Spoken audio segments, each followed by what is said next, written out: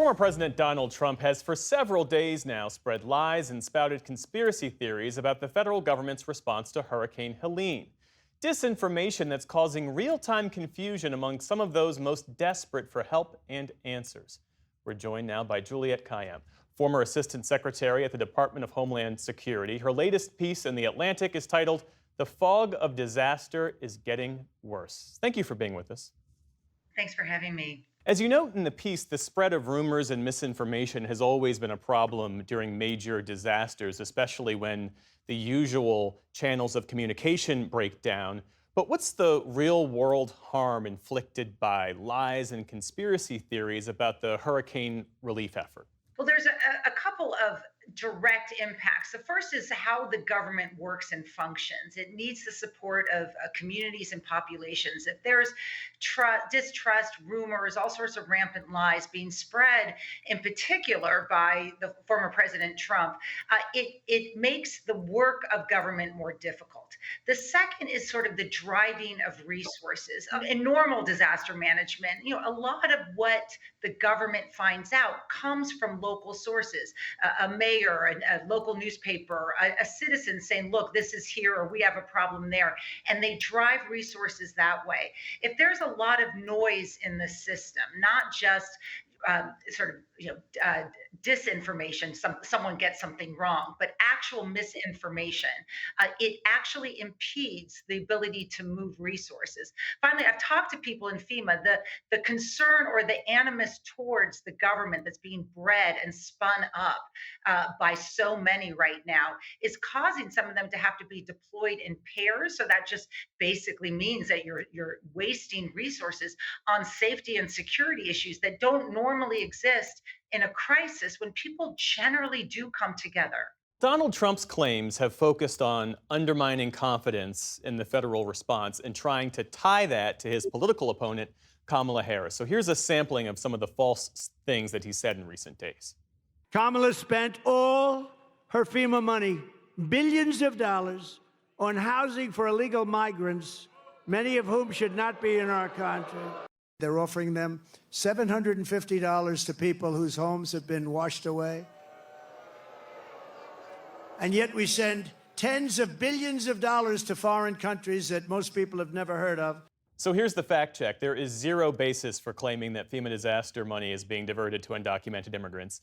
And the $750 he mentioned is merely the immediate upfront aid that survivors can get to cover basic supplies in the days after disaster hits. You mentioned that you know a lot of people at FEMA. There's this other false notion, this conspiracy theory that the federal government is trying to swoop in and buy up land from people. Tell me more about that and how it's resonating. That's exactly right. So there's this, all of these rumors basically undermine trust. And that is so essential in a crisis. Trust not just in your government, but trust in your other citizens, that people will come together. And so all of these lies breed distrust amongst ethnic groups or racial groups or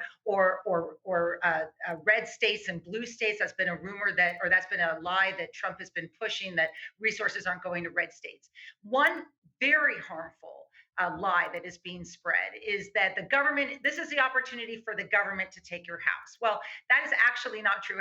FEMA cannot take your house. They can pay you and urge you to be bought out so that you don't build your home in the same place. It's a long process. It doesn't happen overnight.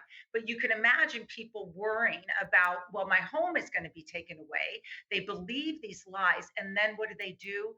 They don't evacuate. As we have a new hurricane, a deadly hurricane coming to Florida right now.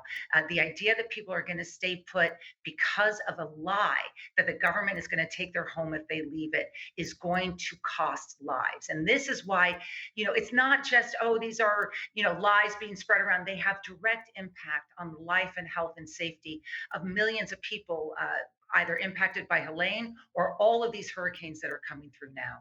And as a sign of the times, FEMA now has part of its website devoted to dispelling rumors. What do you make of the federal government's efforts to combat misinformation and disinformation?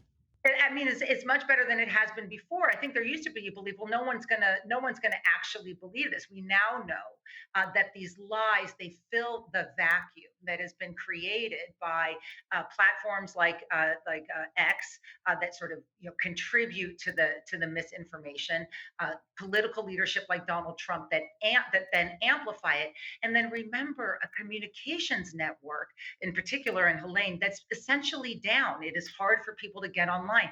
It is hard for them to get those media resources that they used to have. So there's just all sorts of rumors at this stage. So FEMA has taken a step. I commend Republican governors and mayors that are pushing back against a narrative that is being asserted by Donald Trump as part of his election campaign. It's obscene at this stage, but we're just going to see more of it.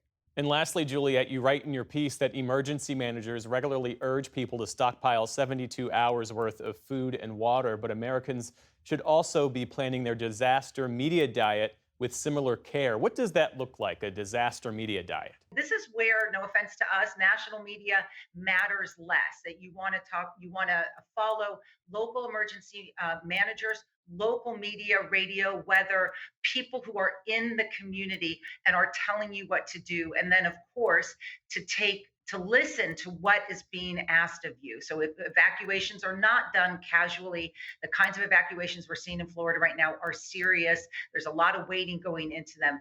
But this is where people before the disaster, much like that they would retain 72 hours of water or food, really think about, well, how am I going to get my resources and my information in real time? And you can build for that now, even before the disaster.